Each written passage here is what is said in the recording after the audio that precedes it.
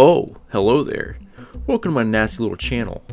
Now, if I had to only watch one genre of movie for the rest of my life, it would have to be horror movies, but not because I like to get spooked. In fact, I don't know about you guys, but I haven't been able to get actually scared from a horror movie in a long ass time. Last movie to hit me like that was probably E.T. when I was a child. Fucker looks like a foot wrapped in foreskin. But nonetheless, I love spooky movies, more so the ones that are more goofy though rather than spooky. The kind of movie you can crack open a few cold ones to and watch and laugh at with your homies. You know, the kind of horror movies that don't really take themselves too seriously and get straight to the point without having to take 3/4 of the movie to get to the wild shit everybody wants to see, like those Paranormal Activity movies. I love movies like Leprechaun, Terror Vision, Jack Frost, all that shit. But I think some of the most goofiest, absurd, most entertaining movies to watch are probably the versus movies.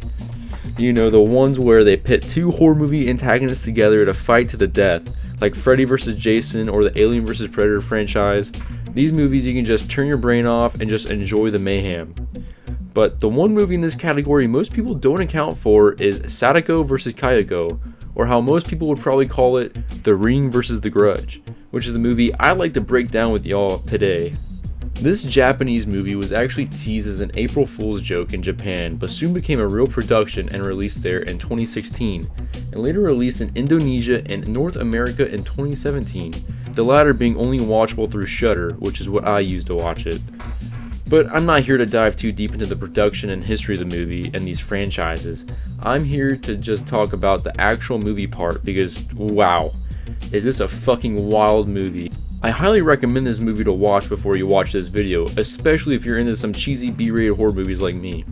This movie has pretty much all you can want from a versus horror movie.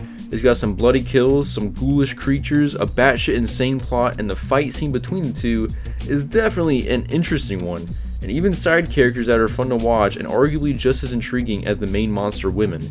So just in case you wanted to watch it for yourself, go on cause I'm about to spoil the entire movie. The plot of this movie is pretty much to set up a reason for these two ghost women to fight, and I respect that, because anybody watching this movie probably is watching to see these two horror icons just beat the ever-loving dog shit out of each other.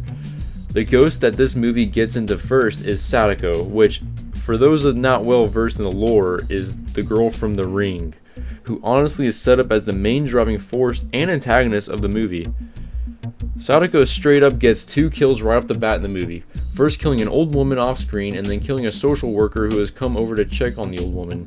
But the whole intro is pretty much just to show how the ring tape and the video player it was in ended up in a shop later on, where it was bought by 2 of the main characters, Yuri and Natsumi. These 2 girls are kind of your run-of-the-mill generic horror movie girls just trying to survive after watching the tape. Actually, just one of them trying to survive, because Yuri ends up looking away to answer her Snapchat, leaving poor Natsumi watching it by herself, who didn't even want to watch that bullshit in the first place, but you know, gotta do what you gotta do, I guess. Which leads up to the infamous phone call that has actually gotten more fucked because, for whatever reason the movie doesn't explain, the time has been reduced from 7 days to just 2 days. This leads the girls to return the tape, but apparently a girl at the shop they had bought it from had watched the tape too and had dolphin dived off of the store shelves a day earlier. This leads the girls to getting help from a man that was just at their college, giving an Ed and Lorraine Warren-esque seminar about urban legends just a day before. During the seminar, it's revealed this guy, who is named Shinichi, has a fascination with the cursed videotape, and more specifically Sadako. And this dude is really into Sadako. Like, he doesn't even have a second thought when these girls bring him the tape. He wants to watch that shit immediately. He never explains why he wants to meet this murderous ghost woman so much, but hey, I guess every man's got his kinks.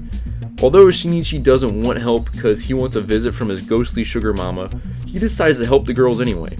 This leads the 3 to a woman named Miss Horyu, who is supposed to be a priest of some kind and has been appraised by Shinichi, saying she wards off evil spirits and whatnot. She decides to help Natsumi by doing some kind of ritual that revolves around splashing her, making her chug said water as if she was Badland Chugs drinking a Baja Blast, and slapping the Jesus into her. And slaps the shit out of Yuri too, cause why not? I guess that's the way to do it though, cause the evil spirit shows itself with a classic back bend and a couple neck bends too. Which, yeah, neck bends, not snaps. These things fucking bend. Doesn't take long after that for Miss Horyu to see she fucked up and tells the others that some dude named Kaizo is on his way, which begs the question why she didn't just wait for him since he was already coming, but I guess before she has the chance to question her life choices, she gets possessed too and starts choking herself out. This makes Shinichi run over to try and help, but ultimately just gets attacked. Poor Shinichi pleads to not kill him yet because he wants the legit Sadako to go at him. But this just leads to the wackiest, most mind-boggling death I've seen in a long time. This bitch headbutts this dude in the head so hard it makes his head puff up like he was in an Airheads commercial. Like honestly, I don't even know how to explain, just look at this. I had to rewind this shit like 10 times. They could have just made his head fly off or get caved in, but no, this is what they did. And you don't see his head again after this to confirm exactly what it looks like. This part was wild, but made me disappointed to be honest, because I wanted to see this dude's reaction to seeing his big titty ghost waifu for the first time. But nope, you don't get to see that. And does this mean Sadako broke her rules to kill this dude a day early? I don't know. But this leads to the two girls being alone and leads Natsumi to feeling helpless and becomes rightfully pissed at Yuri for getting her into this whole situation. Yuri feels guilt for this and ends up trying something Shinichi had said earlier, how one way to maybe get rid of the curse is to hand the tape over to someone else to watch before you get killed and it should transfer over. Yuri ends up doing this for Natsumi in an effort to try and save her.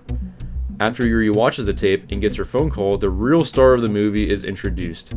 The man that was mentioned earlier, Kaizo, has arrived, and he brought a blind little girl named Tomoe with him. She is a psychic clairvoyant type girl like Lorraine Warren from the Conjuring franchise, to drop that parallel yet again just because I had just watched those movies recently. However, Kaizo is something else entirely, but I'll get into that in a minute. But when this dude shows up, he reveals that Natsumi's curse was not removed, and now they both have it. So Yuri just kind of put herself in a little pickle. Bummer. They go back to where the massacre happened, and the blind girl reveals that she sees no future for the girls, and then Natsumi begins to seize out. But this is where Kaizo shows fucking invisible finger string jutsu or some shit and ties up Natsumi with it. And this movie does not explain this dude's abilities at all.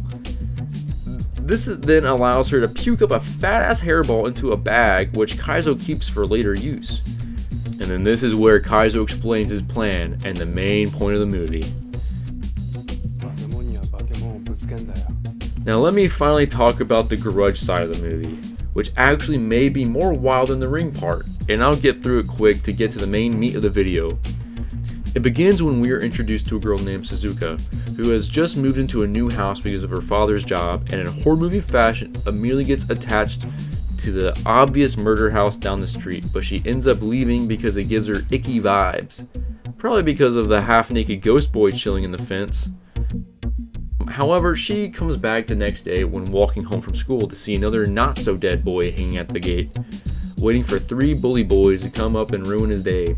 Suzuka gives zero shits though and leaves the boys to their tomfoolery, which includes stuffing the kid's bag with rocks and sticking him in a house where meth heads may reside, only actually to find something worse, a pale kid that thinks he's a cat. And I guess after being traumatized by the cringe, he decides to go outside and play cornhole with the bullies. Only the hole is the bullies' heads and the corn is rocks. This prompts the bully boys to go in and chase the other boy rather slowly, which ends in all of them being snatched by the cat kid. The last bully boy even gets pounced on. I'd honestly be pissed if I was killed by this dumbass kid instead of a big mommy grudge. Anyways, Suzuka has her mind linked up with the house somehow and starts having weird dream sequences where she ends up walking around in the crack shack. I guess all the spooky visions makes her think, you know what, I should go in there. So she does, and what do you know, it was a bad idea. Not only does she find the cat boy, but her screams lead her parents to come into the house after her, only for her father to receive Quan Chi's stupid neck stretch fatality from Mortal Kombat. Imagine dying from a stinky little kid like this making cat noises that jumps on your shoulders and stretches out your neck. And that's not all. After an hour into this movie, your girl Big Mommy Grudge Lady Kayako finally shows up and eats Suzuka's mom's feet. How come the dad couldn't get this death? Anyways, this leads Suzuka to run out the door only for the man himself Kaizo to show up to toss a bag of pubes at Kayako, which in turn makes Kayako kind of pull Suzuka's mom into oblivion, never to be seen again. Which probably wasn't the best move, but does Kaizo care? Fuck no. You win some, you lose some, it's fine. Sadako will just have to get new parents after this. Everyone has shown up to the murder house. Kaizo, Tomoe, and Yuri. Not to me though. She kind of went insane and tried to murder everyone with a tape by sharing it on YouTube or whatever, and then got pube choked by Sadako, so that was a whole other plot. Let's just continue. But nonetheless, all the protagonists are together, which leads to the final act of the movie, and what most people have been waiting for. Beginning this act, Suzuka is brought back to her house until morning, where Kaizo explains what's going on to her, and how they're gonna make both of the demon girls mud wrestle until they both die. But to do so, Yuri and Suzuka will have to both enter the grudge house, and then Suzuka will have to watch the ring tape. This will curse Yuri with the Kayako curse, and then Suzuka with the Sadako curse, making the two ghosts fight each other. But even though this is the plan, Kaizo has a backup plan involving a well, which, if you know movies, means he's probably gonna have to use it. The two girls then walk into the house to execute their plan, but Kayako doesn't seem to like the movie they're watching and starts throwing shit in a tantrum, even getting her little catboy minion to do a lizard impersonation. But thank God Sadako doesn't like that shit, cause she finally snatches that dude up, which ends up being the kill that finally brings these ghosts together. Kayako crawling down the stairs, while Sadako makes her entrance through the TV, as per usual. And this begins the brutal battle between the grudge and the ring. And who lands the first move? Motherfucking Kayako with the head smash. But Sadako doesn't appreciate the disrespect and then wraps her up with her hair, stuffing that shit in Kayako's mouth and eyeball until she goddamn explodes. Looks like Sadako is looking like the winner, up until Kaizo comes running in with the tape just to throw it on the ground like he's Gordon Ramsay eating shit on a plate, and Kayako comes back in for round 2, destroying the tape. Everyone runs out of the house while they're distracted, but Sadako ain't so happy with Kaizo and grabs his heel with her hair. But she didn't account for this man's finger powers and he gets away. Everyone regroups in the well for the reveal of Plan B. Yup, someone's gonna have to sacrifice themselves to the demon girls. If only Shinichi was still around, I'm sure he'd be up for it. For some reason, telling this information gives Kaizo a little bit of a tummy ache and he's gotta go sit down, while Yuri decides she's gonna be the one to sacrifice herself. Yuri then waits at the well for the ghost to show up to possess her body. And it doesn't take them long either, and now it's a race for them both. And god damn, these ghoul girls are fast, holy shit. When they get to her, I guess they're going a little too fast though and end up running into each other, making an explosion of black goo and ends up cutting Kaizo in half? What the fuck? I really thought they'd be setting up some kind of spin-off for this dude hunting ghosts and demons. Guess not. Guess his finger string couldn't protect him from that, huh? Anyway, after the collision, the goo turns into a giant tumor hybrid of both ghosts. This ends up crawling down the well to Yuri, who's gotta be experiencing her own freeze frame moment right now, thinking to herself, I bet you're wondering how I got here. While that's going down, Tomoe orders Suzuka to put the cover on the well, but that does absolutely nothing. To their horror, one of the ghosts come out of the well, but which one?